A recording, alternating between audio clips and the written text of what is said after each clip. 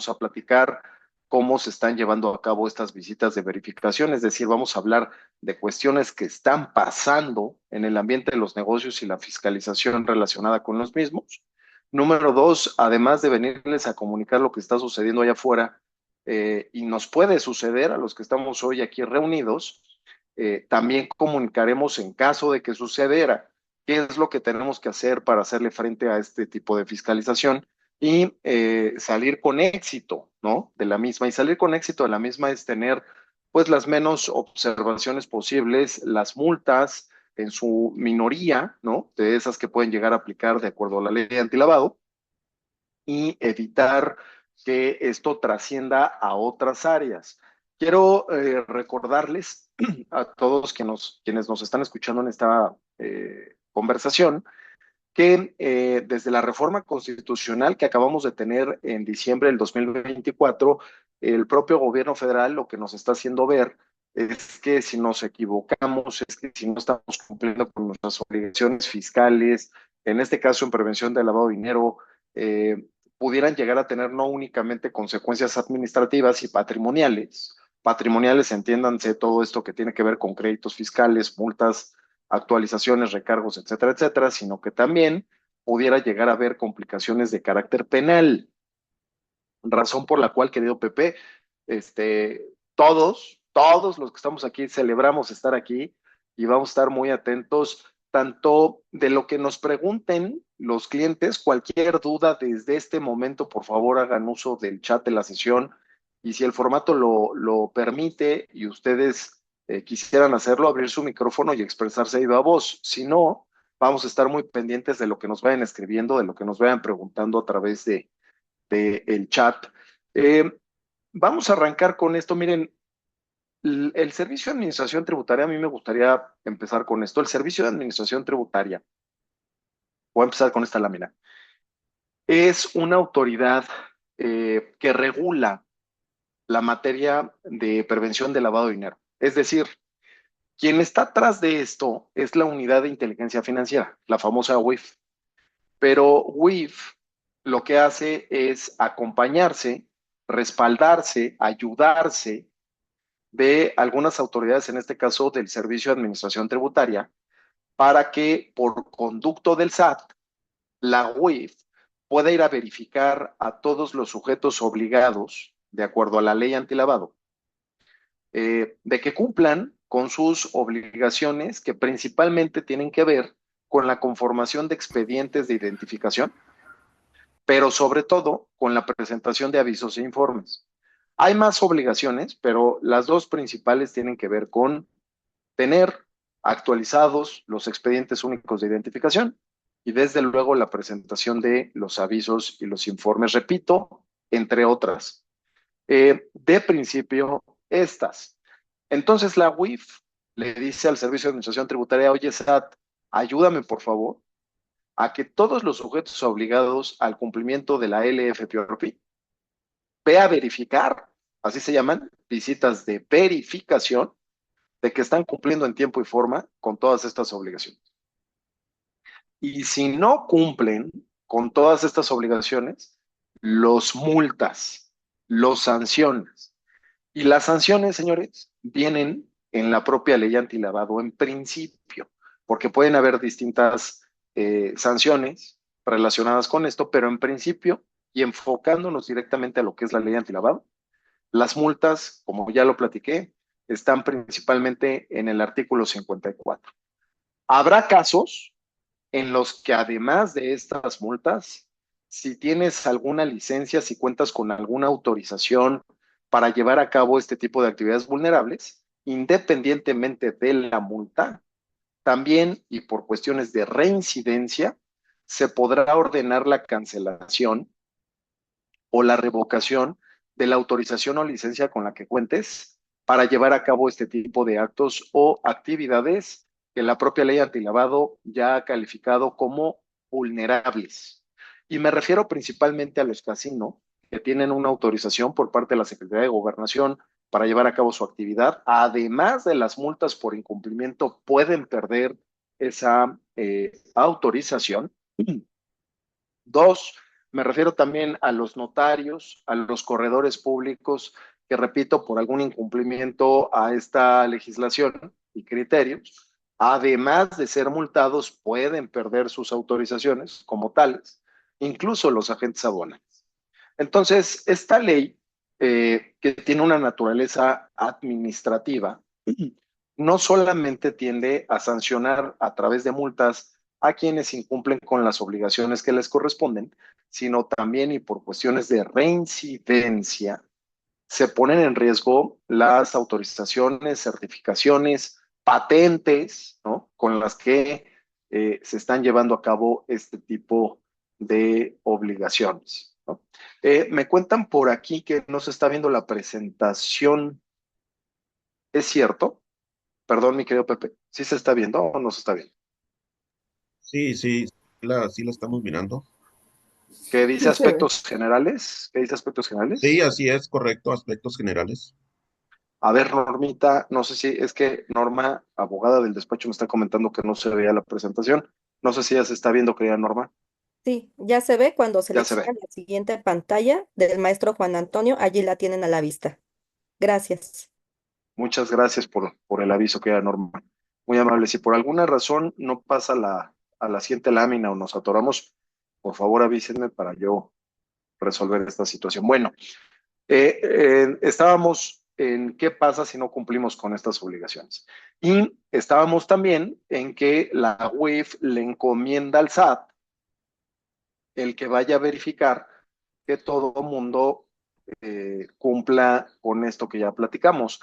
¿Cómo se están realizando actualmente las visitas de verificación por parte del SAT? Aquí te pongo 4 administraciones para que las vayas conociendo por si en algún momento te notifican una orden de visita de verificación, que tú veas si quien está ordenando dicha visita es cualquiera de estas autoridades. Está la Administración Central de Asuntos Jurídicos de Actividades Vulnerables, está la Administración Especializada en Verificación de Actividades Vulnerables, y fíjense, esta tercera es la que desde el 2024 está practicando muchas visitas de verificación. De hecho, por datos oficiales, encontramos que durante el 2024 se practicaron cerca de 1,700 visitas de verificación por parte de las administraciones desconcentradas de auditoría fiscal de cada estado. Si ustedes están en Jalisco, será la que te va a notificar es la desconcentrada de auditoría fiscal de Jalisco.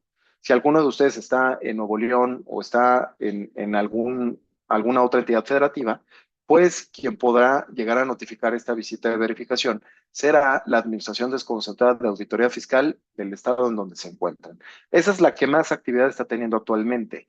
Por eso, si llegase una notificación de esta desconcentrada de Auditoría Fiscal de tu estado, muy seguramente, aún y cuando se habla de auditoría fiscal, lo más seguro es que no necesariamente vayan a revisar un tema tributario, sino que vayan a revisar el cumplimiento de la ley antilavado.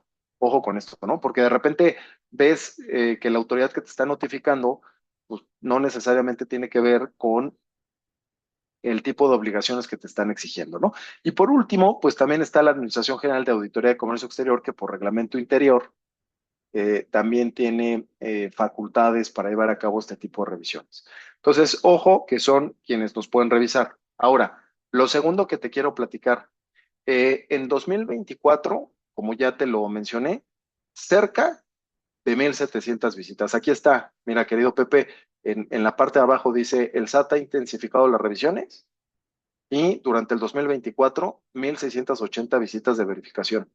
Ojo, con esto. Y ya arrancaron las de 2025. Ya empezamos a recibir desde la última semana del mes de enero, empezamos a recibir llamadas de nuestros clientes, en donde nos empezaron a enviar por correos electrónicos copia de los oficios escaneados de las visitas de verificación, estas que ya se están practicando en 2025. Y cabe resaltar, vale mucho la pena que anotes lo siguiente. En 2024 revisaron el ejercicio 2020, porque recordemos que como en materia fiscal recuerdan que el Código Fiscal de la Federación, en principio, señala 5 años como plazo de caducidad para que las autoridades fiscales ejerzan sus facultades de comprobación. En este caso, la ley antilavado habla de los mismos 5 años. Entonces, en 2024, estas 1,680 visitas de verificación se concentraron en el ejercicio 2020 y las nuevas que estamos atendiendo en 2025 a partir de la última semana de enero ya vienen por el 2021. Entonces, si todos los que nos están escuchando esta tarde, si lo que tienen que implementar son revisiones, auditorías preventivas, precisamente para cumplir con lo que no hemos cumplido o para ir a verificar que lo estemos cumpliendo bien por si se acerca la autoridad, yo empezaría por el ejercicio 2020 y 21, sobre todo por el 21. No dejaría, desde luego que no dejaría, de revisar 22, 23 y 24 y lo que va de 25. Por supuesto que no, pero empezaría por 2021. Y hasta en tanto no esté al 100% regularizado 2021, no me movería a 2022, 23, 24, porque estamos viendo que para el siguiente año van a ir con 22 y así subsecuentemente para no perder los 5 años que tienen por facultad de comprobación. Otra cosa que les quiero decir, las visitas de verificación, aquí se los quiero poner, les quiero poner esta lámina. Esta presentación, desde luego, es para todos ustedes. Esta presentación la hicimos pensando en todos ustedes. Todos van a tener esta información, no se preocupen. Lo que es importante es irla siguiendo en las láminas que consideramos tienen la información más relevante. Miren, esta es una, déjenme ver que se me está cambiando la lámina. Esta es una lámina que nos va comentando paso a paso cómo se practica una visita de verificación. Es un flujo, ¿no?, de instancias, de actividades que puede llevar a cabo la autoridad. Ya vimos cuáles son las autoridades que me pueden llegar a tocar la puerta. Y lo primero que les quiero decir de una visita de verificación es que son sorpresivas. ¿Qué es que sean sorpresivas? Quiere decir que no media citatorio. Estamos muy acostumbrados, Pepe, en materia fiscal, que llegue un auditor, que toque la puerta, que pida por el representante legal, le decimos que no está y nos deja un citatorio. Y con eso ganamos un respiro, con eso ganamos oxígeno, mínimo 24 horas, para que se vuelva a presentar el auditor y si vuelve a no estar el representante legal, pues ya practica la notificación con quien le atienda. En este caso, en materia de visitas de verificación, se parecen a las visitas domiciliarias en materia fiscal, pero en este caso son visitas de verificación para prevención del lavado de dinero. En este caso, no media citatorio, lo cual quiere decir que si llegan y tocan la puerta cualquiera de las autoridades que te comenté y traen una orden para practicar una visita de verificación PLD, ese día tienen que entrar. No hay de que si está el representante legal luego vengo o no. Está o no está el representante legal, ese día tengo que entrar y ese día les tienes que dar acceso. Es una obligación, de acuerdo al artículo 18 de la ley antilavado, darles acceso. Y hoy, si no se les da acceso, se puede hacer uso de la fuerza pública.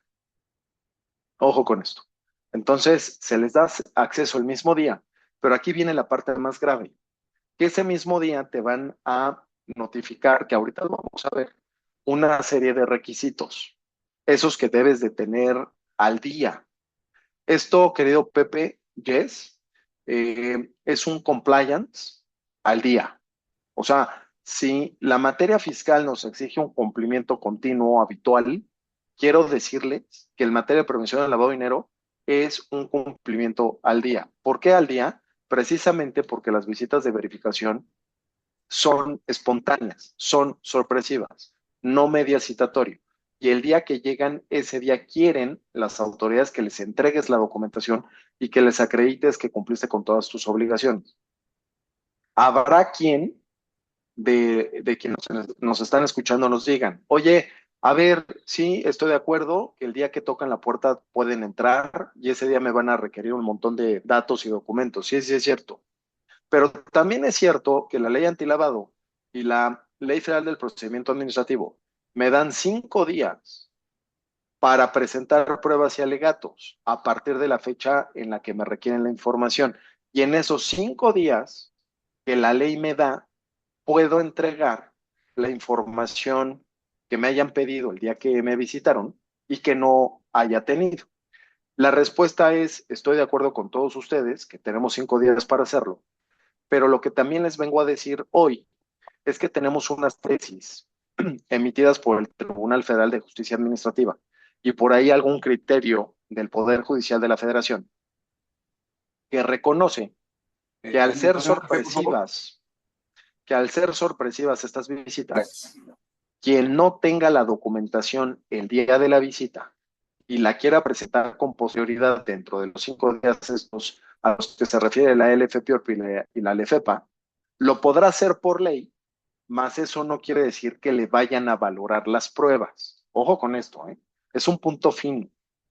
Esto se los digo porque ya nos ha tocado que alguno de nuestros clientes no encontró contratos, no encontró facturas, no encontró los requerimientos de información respecto a la figura del beneficiario controlador o dueño beneficiario, o no encontró o no pudo acreditar alguna obligación de las que principalmente tienen que ver con el artículo 18, entre otras. Y dice, bueno, pues todavía tengo 5 días para presentar. Sí, nada más que cuando presenta, sí se las reciben, pero no se las valoran. Y todo en atención a las tesis estas que les acabo de mencionar, que lo que hacen es reconocer lo siguiente. Hay quienes me han preguntado por qué tienen que ser sorpresivas las visitas de PLD. Y hay quienes me han preguntado por qué los criterios del Tribunal Federal de Justicia Administrativa apuntan a que, aun y cuando se presenten dentro de plazo la información faltante, no será valorada. La respuesta es muy simple. El legislador, cuando creó la ley antilavado, y ustedes lo pueden verificar en su texto, cuando creó el artículo 18, que es el que nos habla de las obligaciones, establece claramente que esas obligaciones se tendrán que cumplir previo o durante la realización de la actividad vulnerable. Así lo dice. Esta obligación se tiene que cumplir antes o durante lo que se lleve a cabo. Es decir, si rentas inmuebles, antes o durante de la celebración del arrendamiento. Si vendes joyas, antes o durante de llevar a cabo la operación comercial. Entonces, como legislador consideró como época de cumplimiento de las obligaciones estas inherentes a la ley antilavado, el que se hiciera antes o durante, cuando las auditorías van sin avisarte y el día que tocan se practican, como la ley te obligó a cumplir antes o durante, pues dice el auditor, ¿para qué lo cito? ¿Para qué media citatorio? Mejor el día que llego entro. Si finalmente estoy seguro que cumplen con todas sus obligaciones, pues las cumplieron antes o durante de la celebración del contrato que corresponda. Pues, ¿por qué les faltaría información? Entonces, ojo con esto, que por eso te piden que tengas todo el mismo día. Y las tesis dicen que si no lo tienes ese mismo día y lo entregas con posterioridad, se entenderá que utilizaste esos 5 días para elaborar los papeles que te hicieron falta y que nunca tuviste. Claro, poniéndoles una fecha del 2021, a un contrato, a un requerimiento, en fin, a todo aquello que nos pide el artículo 18 y los anexos de las reglas de carácter general. Entonces, piensa mal el tribunal con estas tesis diciendo que no lo teníamos y que aprovechamos los 5 días que nos da la LFEPA y la ley antilavado para elaborar la materialidad, ¿no? Como en materia fiscal, Pepe, se conoce la fábrica de la materialidad, ¿no? Pues lo mismo para prevención de lavado de dinero. Ojo con esos criterios, este es un punto fino que venimos a decirles. Por eso, cuando Pepe dijo, oigan, qué bueno que estamos haciendo este webinar, qué bueno para todos, porque repito, no solamente tenemos la oportunidad de decirles cómo están las cosas, cómo las vemos en muchos estados, sino cómo nos tenemos que preparar en caso de que nos toquen a todos, ¿vale? Ese es un punto fino muy importante. Entonces, hay que estar preparadísimos. Revisa 2021, que no te falten documentos. Cuando te faltan documentos, la cosa se complica porque aun y cuando todavía no te hayan tocado la puerta, tienes que ir a buscar al cliente o usuario que le vendiste en 2021 para ver si todavía te contesta, para ver si todavía lo encuentras y le pidas el documento que no te entregó. Les quiero avisar que normalmente veo que les faltan comprobantes de domicilio. De una vez se los pongo en la mesa. Entonces, si por alguna razón te contesta tu cliente del 2021, pídele todos estos datos de ese entonces para completar tu expediente. Ahora, si la omisión consistió en no presentar avisos o informes de no actividad, es momento de presentarlos. Aunque ya te hayas tardado 4 años en hacerlo, si es que estamos hablando de los avisos del 2021. No importa. Hay quienes dicen, no, mejor no los entregues porque vas a llamar la atención. Aquí el punto es que si no los entregas, por cada aviso o informe puede venir una multa de hasta 1 millón de pesos. En términos redondos, habrá que hacer el cálculo de acuerdo a la UMA, la unidad de medida de actualización, para poder tener el dato preciso, pero vamos a cerrarlo en 1 millón de pesos. Imagínate, multiplica 1 millón de pesos por cada aviso que no presentaste de esa época del 2021 más los del 2022, 23, 24, aunque no es probable que te revisen un ejercicio distinto al 2021. Lo más probable es que solo te revisen 2021, pero no te quedes confiado y también revísate los subsecuentes. Vale mucho la pena hacer un ejercicio de compliance.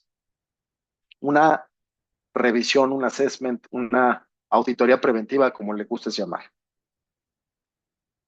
Bien, fíjense, voy a pasar a mostrarles lo que normalmente pide la autoridad. Les quiero decir que como abogados hemos atendido durante 2024 y 2025 un montón de visitas a nivel nacional. ¿Y qué con eso? Que ya las comparamos todas y en un 95% es lo mismo. O sea, el modus operandi de la visita de verificación en cuanto a lo que te requieren de información y documentación, en un 95%, que es lo que vas a ver ahorita a continuación, es lo mismo, es lo mismo. Entonces, si te vas alineando a estos criterios, me parece que ya tienes mucho avance, ¿no? Número uno, te van a pedir tu alta de registro por actividades vulnerables. No me lo vas a creer, Pepe, pero hace 7 minutos antes de que arrancáramos con esta presentación, estaba hablando con un señor que está en Zacatecas, que desde 1975 arrienda bienes inmuebles y se los arrienda a bancos. Y los bancos, por el tamaño de los inmuebles que arriendan, son o pagan cantidades importantes. Cantidades importantes que van de los 190,000 a los 280,000 pesos mensuales, lo cual quiere decir que por supuesto que superan los umbrales de identificación y eventualmente, dentro de un proceso de acumulación semestral, van a superar los umbrales para la presentación de los avisos. Bueno, este señor me dice, es que por desconocimiento, fíjate, estamos en marzo del 2025. Me dice, hasta hace poco que tomé un curso en el Colegio de Contadores de no sé quién, pues supe de esta situación. Y quiero que usted me confirme si sí o no tengo que cumplir. Le dije, señor, pues de entrada, por la actividad, yo veo que sí, y por los umbrales me lo super confirma. ¿Cuáles son los conceptos que utilizan sus FDIs? Y me dice arrendamiento de bienes inmuebles. Dije, bueno, pues, o sea, hay que cumplir de inmediato. ¿Qué me puede pasar si no cumplo? Ya le hablé del 1 millón de pesos, pero imagínate multiplicar 1 millón de pesos por los 12 informes, si es que tuvo que haber presentado uno al mes, del 2021, más los 12 del 2022, más los 12 del 23, 24 y lo que va. Es una cantidad impresionante. de dinero, de crédito fiscal. Eh, Son asuntos que se pueden ganar mediante un juicio, mediante la interposición de un juicio de nulidad. Sí, hay algunos casos importantes que se pueden ganar en un tribunal. Nosotros venimos litigando esta materia desde el 2016. Esto entró en vigor, esto se publica en 2012, entra en vigor en 2013. Esto se los platico para que vean quienes no han cumplido cuántos años llevan sin cumplir. Esto se empieza a revisar en 2014-15. De hecho, empezaron con los agentes aduanales fronterizos por la importación de automóviles usados de Estados Unidos, que son los que se quedan en la franja o región fronteriza. Y por ahí del 2016 se empezaron a determinar créditos fiscales derivados de estas auditorías. Y desde ahí empezó el litigio contra créditos fiscales en materia de PLD. Ahí arrancamos nosotros también desde ese entonces con este litigio y a la fecha les puedo decir que nos ha ido muy bien en el tribunal, pero también les quiero decir que mucha de la suerte que hemos tenido en el tribunal ha sido por defectos en la ley antilavado, no porque no tenga la autoridad la razón para multar, porque definitivamente los sujetos obligados han tenido fallas en el cumplimiento de sus obligaciones, pero al mismo tiempo la ley tiene defectos. ¿Y qué con eso? Que desde el 2019 a la fecha anda por ahí rondando una iniciativa de reforma a la ley antilavado en la que ya se corrigen todos esos defectos. Entonces, ¿qué te quiero decir con esto? Que el legislador ya hizo su tarea, ya se fijó en las sentencias que emite el Tribunal Federal de Justicia Administrativa, ya identificó que se están ganando estos asuntos por defectos en la ley y ya procedió a corregirlos, al menos en la iniciativa de reforma. ¿Cuándo se va a publicar esta iniciativa de reforma para que entre en vigor? Cada año nos dicen, a partir del 2020 nos dicen que ya se va a publicar. Hace poco tuvimos una reunión en el Senado precisamente para hacer algunos comentarios al respecto. Yo creo que no pasa del 2025, en mi opinión, porque dicho sea de paso, y anótenlos a quien le interesa el tema, en junio o julio del 2025 se va a practicar la evaluación mutua a México de parte del Grupo de Acción Financiera Internacional. Vamos a volver a ser evaluados, en donde uno de los puntos más importantes que van a revisarse precisamente va a ser el tema del financiamiento al terrorismo, el terrorismo mismo, por lo que se está viviendo a nivel internacional y sobre todo con el tema de Estados Unidos, entre algunas otras cosas muy importantes, como en su caso pudiese ser la Ley Nacional de Extinción de Dominio. Ojo con eso, porque el propio Gafi dice, independientemente de que se meta a la cárcel a las personas que están lavando dinero, operaciones con recursos de procedencia ilícita, independientemente de eso se tienen que embargar, incautar los recursos, bienes y derechos, esos que provienen de actividades ilegales. Cosa que no está sucediendo en México ni una ni la otra. Creo que le quedamos a deber al Gafi en el tema de investigación, persecución e impartición de justicia en materia penal, pero además de eso, pues sigue siendo inaplicable por cuestiones constitucionales el tema de la Ley Nacional de Extinción de Dominio, sino que alguien de aquí me diga si ha escuchado de algún caso en donde se ha aplicado la Ley Nacional de Extinción de Dominio. Yo a la fecha todavía no la veo y me parece que ese es un incumplimiento a las 40 recomendaciones del GAFI. Pero si se pone las pilas el legislador en México a partir de esta evaluación, pues las cosas van a venir más severas, ¿no? Cuidado con esto. Entonces, registro de actividades vulnerables, esto salió porque la persona esta con la que platiqué, Pepe, ni siquiera tiene registro, ni siquiera tiene registro. Oye, ¿y va a ser fácil que lo cachen? Pues si en sus FDIs tiene como concepto arrendamiento, pues ustedes contestarán, ¿no? Ustedes me contestarán si será fácil o difícil. Bueno, dos, te van a pedir la designación del responsable de cumplimiento, el famoso oficial de cumplimiento, que ya muchos de ustedes se han certificado incluso con la unidad de inteligencia financiera. Cada año hace examen la UIF para certificar a los oficiales de cumplimiento. Cabe mencionar, por si alguien está interesado en que le asesoremos, que le auditemos, que le defendamos, que de este lado contamos tanto con la certificación de la UIF como contamos también con la certificación de la Comisión Nacional Bancaria de Valores, ambas en materia de prevención de lavado de dinero. 3, te van a pedir los avisos, ahí está, los avisos presentados desde el 1 de enero del 2020 al 31 de diciembre del 2020. Este requerimiento es del año pasado. En 2025 vas a ver esto, pero va a decir 2021. ¿Ah? Y fíjate, y te dice, asimismo la información, denomínese materialidad, que soporte dichos avisos, que son la factura, el contrato, el pago, el estado de cuenta bancario, el correo electrónico, el recibo, ¿no?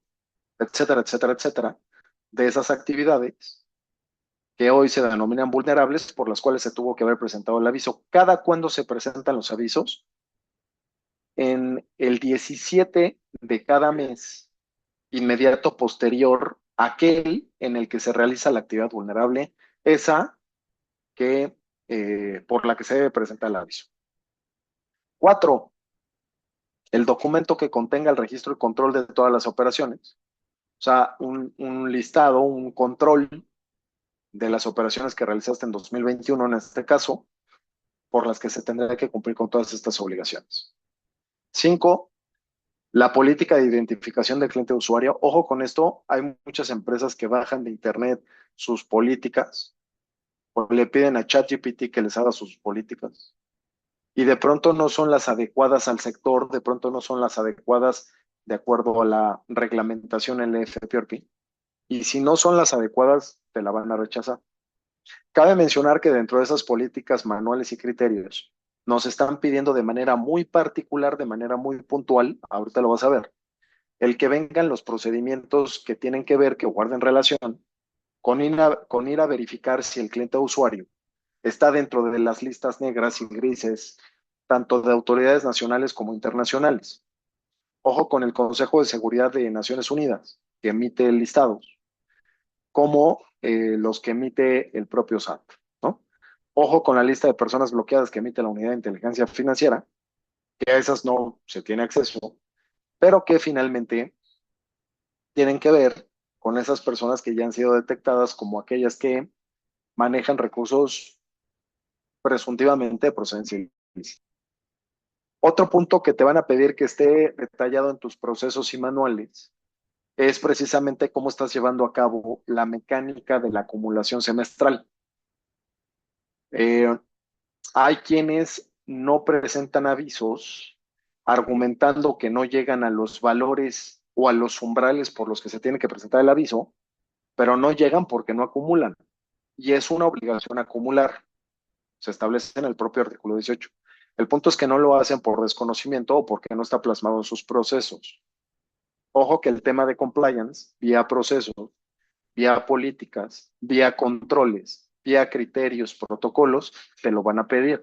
Y ya aprovecho, Pepe, ahorita que hablé del tema de estructuras de cumplimiento, órganos de control interno, esto también tiene que ver mucho con gobierno corporativo. Ojo que nos habla de un oficial de cumplimiento incluso que pudiera estar certificado por WIF.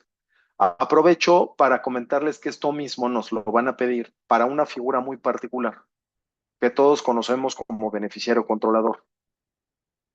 Y no solo me refiero a la figura de beneficiario controlador para efectos de la LFPORPI, sino que por ahí el SAT tiene una asignatura pendiente por la que sabe que puede fiscalizar y puede multar fuerte, que tiene que ver con el beneficiario controlador, pero para efectos del Código Fiscal de la Federación. Que si te parece bien, querido Pepe, y si a nuestro auditorio le gusta este webinar, cumple con sus expectativas, el que sigue lo pudiéramos hacer precisamente de el beneficiario controlador, pero para efectos del Código Fiscal de la Federación, que trae una connotación en principio contable y de forma secundaria, pero de fondo, la parte tributaria, ¿no? En pocas palabras, lo que hoy dicen los estándares internacionales respecto de los recursos, del manejo de recursos, es, tienes que comprobar de dónde emanan los recursos para acreditar que es de una fuente lícita. Y dos, esos recursos que se obtienen de una fuente lícita, confirma que paguen impuestos, porque es un aumento patrimonial. Y pues mínimo impuestos sobre la renta deben de causar. Entonces, son dos puntos súper importantes que constantemente va a tener que estar acreditando cualquier negocio, porque en función a estos dos principios se están estableciendo los estándares internacionales: procedencia y fiscalización, ¿no? O fiscalidad. Entonces, eh, son dos puntos que constantemente va a estar revisando el SAT. Y esos dos se eh, conjugan en una figura muy interesante actualmente, tanto a nivel nacional como internacional, que es el beneficiario controlador. De hecho, no sé si se dieron cuenta, quienes nos están escuchando, que incluso pueden llegar a tener negocios en Estados Unidos. No sé si se dieron cuenta que hace poco salió un comunicado de la Secretaría del Tesoro en Estados Unidos, en donde anunció que no van a multar a las empresas americanas que incumplan con presentar informes respecto de la figura del famoso beneficial ownership, que es el beneficiario controlador en México. Esto junto con la caída del FCPA en Estados Unidos son cosas que nos han dejado con la boca abierta. Más eso no quiere decir que en México no vaya a aplicar. México es otra cosa, ¿vale? Entonces, si les parece una buena idea, tocamos la siguiente sesión, beneficiario controlador. Bueno, eh, los documentos, estos que contengan las políticas, son súper importantes, y estas políticas respecto al beneficiario controlador incluso nos lo está exigiendo la resolución miscelánea fiscal. Ojo con esto, ¿no? Te van a pedir los expedientes únicos de identificación de tus clientes usuarios respecto del 2021, repito, aunque hay que tenerlos de los últimos 5 años. Las formas de pago del cómo se llevaron a cabo estas operaciones, cómo recibiste los recursos a cambio de la actividad vulnerable a la que te dedicas. Fíjense el punto 9, un poco ligado a lo que ya prometimos, Pepe, en caso de que sea del interés del auditorio, pues el tema del expediente de identificación del dueño beneficiario, que ojo, esto es para efectos de ley antilavado, pero el siguiente webinar lo estaríamos haciendo con un enfoque fiscal, con un enfoque del Código Fiscal de la Federación. Pero esto, punto 9, es respecto del dueño beneficiario o beneficiario controlador de tu cliente usuario a la luz de la ley antilavado. Punto 10, los mecanismos para dar seguimiento y acumular los actos y operaciones, es a lo que me refería hace un momento en atención a la acumulación semestral, que está plasmada en el artículo 18 de la LFPORPI. Los mecanismos establecidos para identificar personas publicadas en listas, aquí están las listas negras y grises, pero fíjate lo que dice, tanto emitidas por autoridades nacionales como internacionales. Por eso está el Consejo de Seguridad de Naciones Unidas, hasta el SAT, si lo quieren ver así, el artículo 69B del Código Fiscal de la Federación, que son los famosos CEFOS, ¿no? Bueno, principalmente los CEFOS, que son los que aparecen en los listados. Estado de cuenta bancario, materialidad, auxiliares contables, materialidad, comprobantes fiscales digitales, materialidad, que era lo que yo les comentaba del señor con el que acabé de hablar hace unos minutos, que me dice que factura arrendamiento y me pregunta si lo pueden o no lo pueden cachar. Pues bueno. Balanzas de comprobación mensual, catálogos de cuentas para los registros contables de estas operaciones del 2021 en principio, actas constitutivas. Ojo que de las actas constitutivas puede salir el beneficiario controlador. Hay quienes son empresas de capital extranjero, sociedades mercantiles, en donde sus propios socios o accionistas siguen siendo otras sociedades mercantiles extranjeras. Habrá que ir a escalar para saber quiénes son las personas físicas, quienes están atrás de estas morales, que gozan tener el control directo e indirecto de las sociedades mexicanas.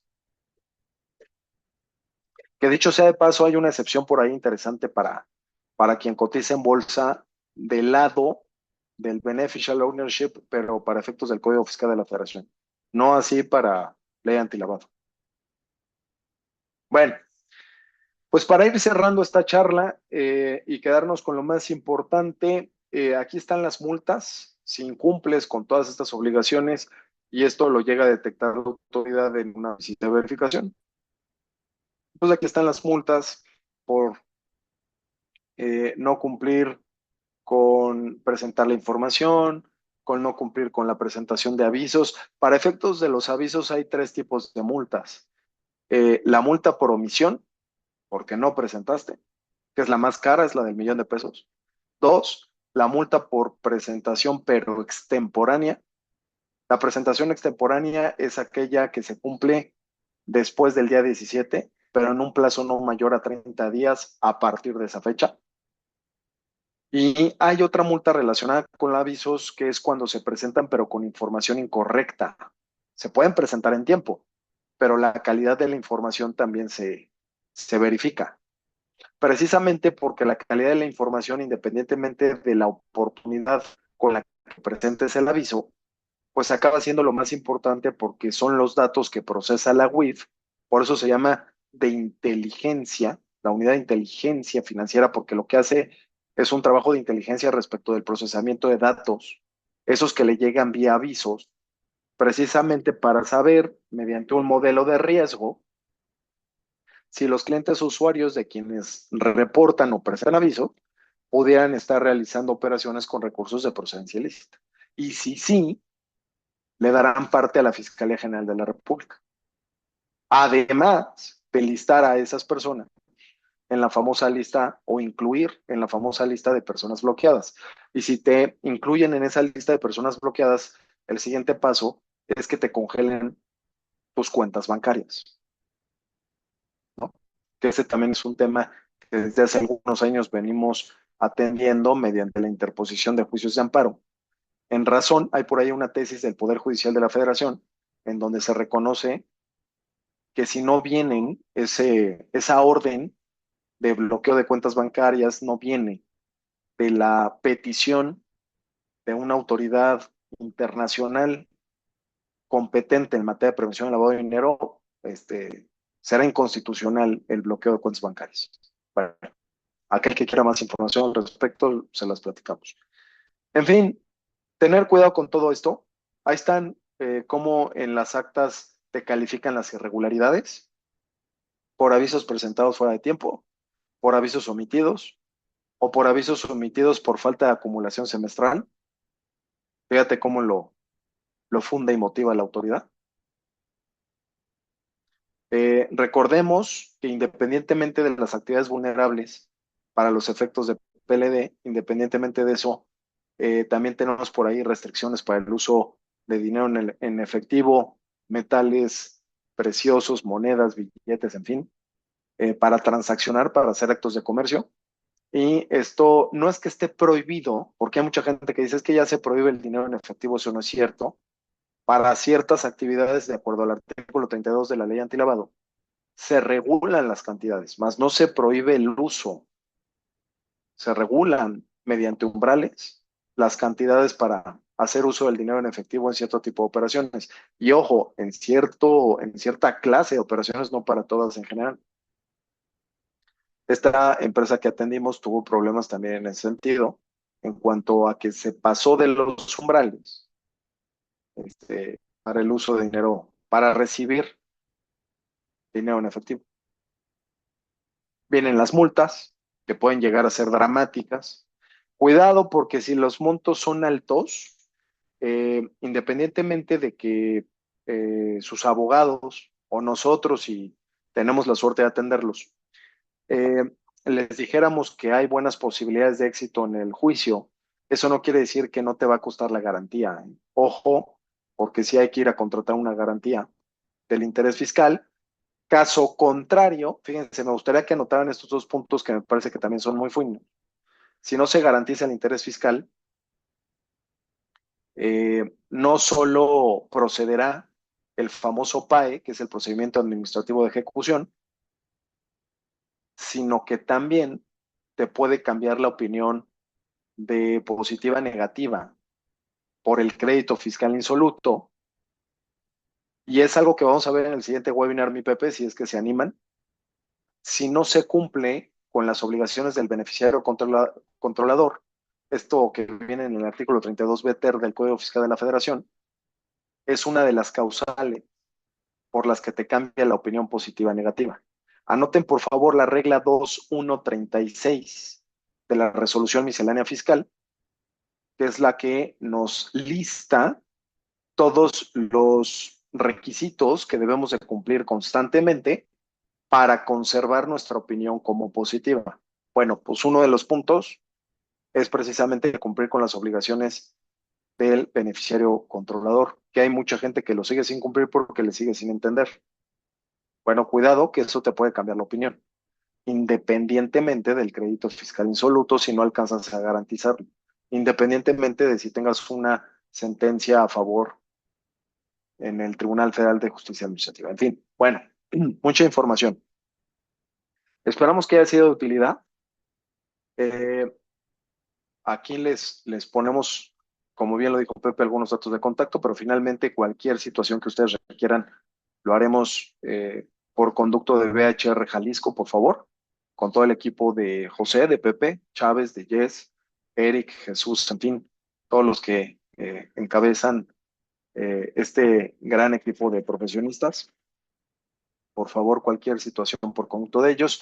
Eh, Jess, por aquí nos hiciste algunas, estoy viendo el chat de la sesión, nos hiciste algunas indicaciones, muchas gracias. Y bueno, antes de cerrar esta sesión y eh, pasarte la voz, querido Pepe, no sé si alguien del auditorio quisiera, tuviera alguna inquietud, requiriera de alguna información adicional a la que hemos manifestado, bueno, pues es el momento de hacerlo. Por favor, los escuchamos, ya sea en el chat de la sesión o si lo permite el formato abriendo su micrófono. Adelante, por favor. Bueno, mientras esperamos alguna de las preguntas, de los cuestionamientos, Sí, señor. anotadísimo, mi querido Toño, el tema del beneficiario controlador, que muchas veces los clientes y nosotros mismos no entendemos por qué tenemos que tener esa obligación de designar el beneficiario controlador, de manifestarlo, de tenerlo bien identificado. Son temas y son palabras que podemos decir que son nuevas, pero no son tan nuevas. Eh, las visitas y las multas, esas sí las conocemos que siempre llegan, pero necesitamos también tener una revisión, así como tú bien lo dices, sobre todo el ejercicio 2021, verificar que cumplimos con todos los avisos. No sé si hay alguna pregunta o un cuestionamiento. Si no, pues le damos el agradecimiento al maestro Toño Barragán. Le Tenemos una agradecemos su pregunta tiempo. de aquí Adelante. en el chat que nos comentan qué actividades entran para tener que cumplir con estas obligaciones. En el chat, querida Jess, ¿qué actividades entran? Muy buena pregunta, Yusibet. Eh, pues mira, de entrada, a ver, creo que vale mucho la pena. Voy a dejar de compartir para atender específicamente esta pregunta porque me parece que es muy buena. Hay quienes todavía, eh, hay quienes todavía tienen algunas inquietudes de si tienen o no que cumplir. Entonces, vale mucho la pena de una vez verlo. Me dicen, por favor, si están viendo en su pantalla una ley. Esta es la LFPORPI. Avísenme cuando la vean, por favor. ¿Correcto? Sí, la estamos viendo. Perfecto. Muchas gracias, mi Pepe. Y pues miren, en el artículo 17 de esta ley es en donde encontramos las actividades. En principio están los juegos con apuesta, la comercialización habitual de tarjetas de crédito, tarjetas de servicios. Están también por aquí la comercialización habitual de traveler checks, pero la parte importante en donde ya entramos muchos están en las operaciones de mutuo o de garantía para préstamos o créditos con o sin garantía cuando no eres entidad financiera. Pues quien esté haciendo esta clase de préstamo pudiera, hay criterios, pero pudiera llegar a estar haciendo una actividad vulnerable. Ojo con esto, vale la pena que lo revises si estás cayendo en esto como persona física o moral. Luego, obviamente los servicios de construcción, la compraventa de inmuebles y definitivamente el corretaje de inmuebles también puede llegar a aplicar, no obstante el arrendamiento de los mismos, como ya lo platicamos. Hay muchos que creen, Pepe, que como el notario es el que está obligado a presentar el aviso en la compraventa de bienes inmuebles, creen que el vendedor, el comprador o el corredor ya no tienen que hacer nada, porque lo hace el notario público y esto no es así. El notario público lo hace, sí, pero también cada quien tiene que cumplir con su obligación.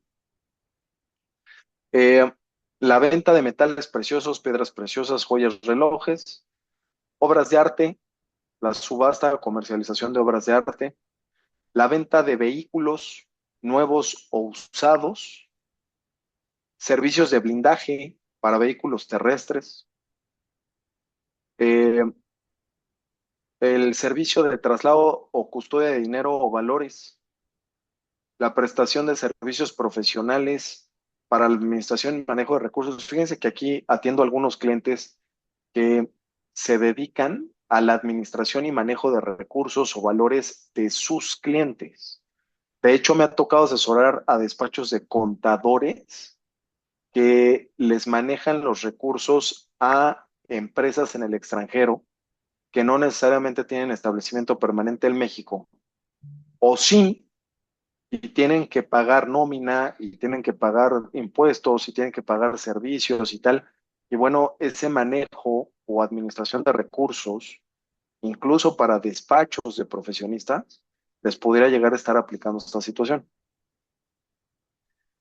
Ojo, que se trata, por siempre me dicen, yo soy el contador público de la empresa, yo tengo el token, yo soy el que paga todo eso, yo tengo que cumplir o no tengo que cumplir.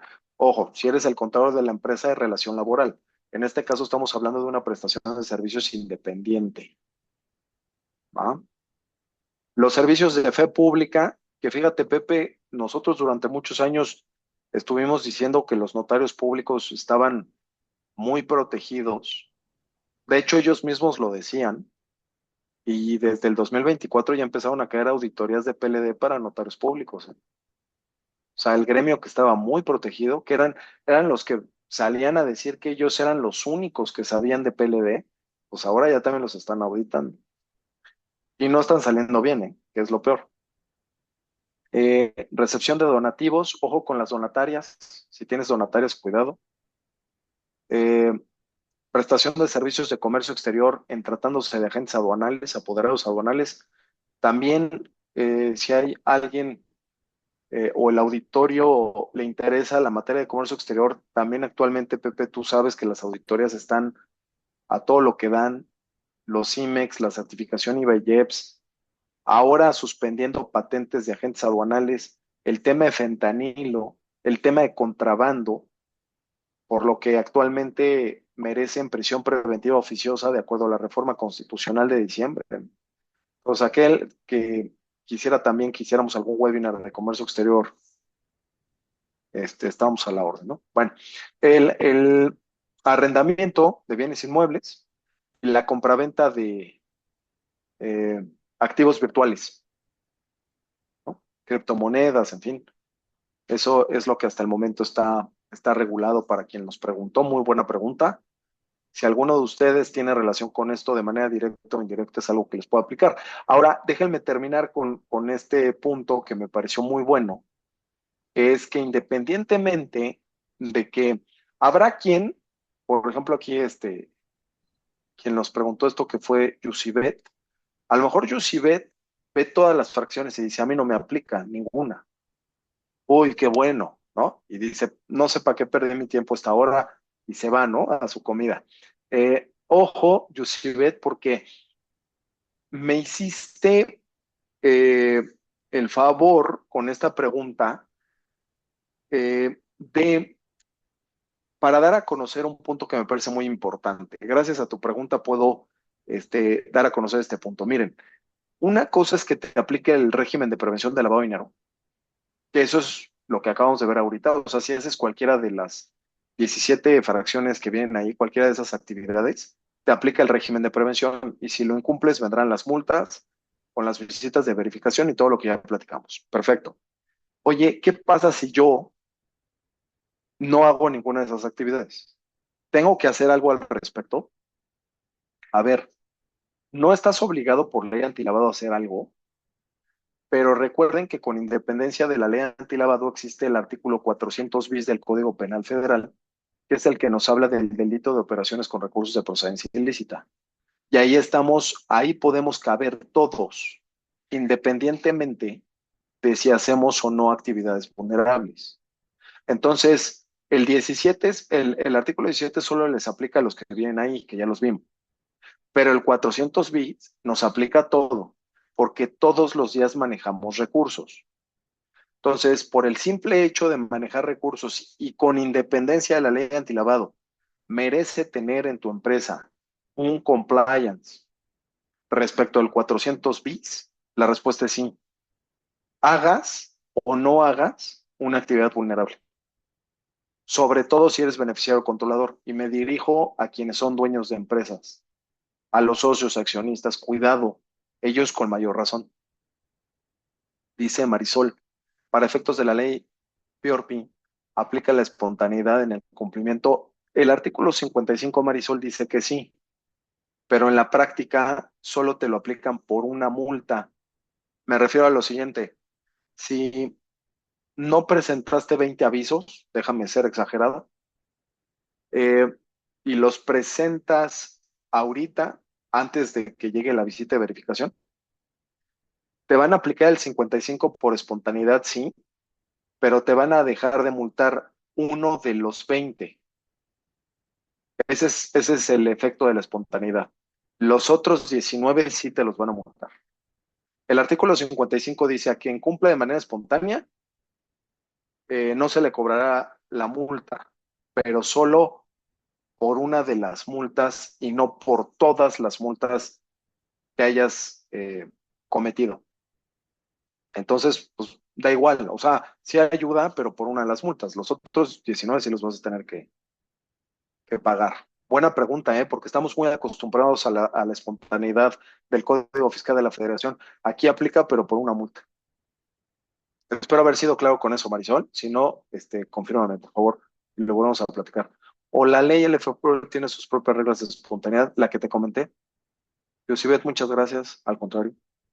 En todo caso, conviene autocorregirse. Sí, sí conviene, precisamente por el litigio. Marisol, qué buena conclusión. ¿A qué buena conclusión llegaste? Porque ahí te va. Independientemente de que la espontaneidad me la apliquen por una multa, las otras 19, dependiendo la naturaleza de la multa, se pueden defender y se pueden ganar en juicio. Por lo que ya les comenté, ¿no? Hay unos defectos en ley que nos están ayudando a los abogados a obtener sentencias favorables. Entonces, si la pregunta es, ¿me corrijo o no me corrijo? Por un tema de espontaneidad, pues por un tema de espontaneidad es poco atractivo. Pero si juntas espontaneidad, juicio de nulidad, creo que vale mucho la pena corregirte. Si alguien me dijera en esos términos, ¿es mejor corregirme o no hacerlo? Yo te diría, por espontaneidad más juicio de nulidad, 100% corregirte. María Teresa, cuando por ley antilavado bloquean cuentas bancarias a trabajadores que manejan dinero, ¿cómo procedo con el amparo, María Teresa? No hay de otra. O esperar a que termine su procedimiento administrativo, la UIF, y eso se puede tardar mucho tiempo. De por sí, el amparo es tardado. Ahora, aquí independientemente de que ya di la respuesta, María Teresa, aquí la pregunta sería, ¿y puedo evitar ese bloqueo de cuentas bancarias? Hasta cierto punto sí, mediante un compliance. Cuando me refiero a un compliance, me refiero a un sistema de gestión que tiene que ver con el diseño e implementación de controles que nos ayudarán a ser mucho más cuidadosos en nuestros movimientos bancarios, llamar menos la atención, evitar que se presenten reportes de las operaciones que estoy realizando Y al no presentarse reportes o al reducirlos, pues existirá menor probabilidad de que se ordene un bloqueo de mis cuentas bancarias. Pero habrá que conocer la dinámica con la que los bancos operan y están obligados a la presentación de reportes. Vale la pena meternos en esos controles. Marisol, los bancos le envían información directamente a la web, 100% Marisol. De hecho, los bancos, hoy hablamos de la ley antilavado para actividades vulnerables no financieras, aunque estén por ahí los préstamos y los créditos, pero siempre dice por quienes no sean entidades financieras. Pero la legislación y la regulación aplicable a entidades financieras, pues es de las más viejitas. Por ejemplo, mientras que la ley antilavado de la que platicamos hoy se crea en 2012, entra en vigor en 2013, la de bancos ya aplicaba desde el 2000 en México. Entonces, cuando te digo que aplica desde el 2000 es porque son las reglas que les aplican a los bancos para la presentación de reportes. Para los bancos se llaman reportes y para las actividades vulnerables no financieras se llaman avisos. Las del millón de pesos que te conté. Listo, mi Pepe. Muchas gracias, Toño, muy agradecidos de tu tiempo. Aquí le paso la voz a Jessy porque tiene algo que comentar. Si quieren bajar el material, Jessy, ¿cómo le van a hacer? Sí, muchas gracias. Muchas gracias a todos, al maestro. Aquí ya para cerrar, les quiero compartir cómo pueden descargar tanto la lista que se mencionó, porque estuvimos mencionando todos los requisitos, obligaciones con los que tendríamos que estar cumpliendo. Entonces, pueden descargar esta lista junto con la presentación que el maestro estuvo utilizando para presentar. Lo único que necesitan hacer es, tienen dos opciones, entrar directamente a negociosennumeros.com y allí les va a aparecer un botón y en un instante, en un clic, van a poder tener esta información, este archivo en su computadora, o bien pueden escanear el código QR que está en la pantalla, si eso les resulta más sencillo, con su celular. Y pues bueno, por ahí también nos pueden hacer saber si necesitan una llamada para atender algo en específico de su empresa para agilizar este proceso. Tengan seguridad de que lo vamos a atender y también pues es un beneficio de haber, en atención a su tiempo, por haber invertido en aprender cómo proteger mejor sus empresas y sus negocios. Esperamos que hayan disfrutado y aprovechado mucho esta sesión y recuerden también agregarnos en su correo electrónico para que por otros masterclasses que tengamos y hacemos el del beneficiario controlador, podamos darles toda esa información sin ningún problema. Así que muchas gracias a todos, gracias al maestro, a todos los asistentes y que tengan un muy bonito día. Hasta la próxima.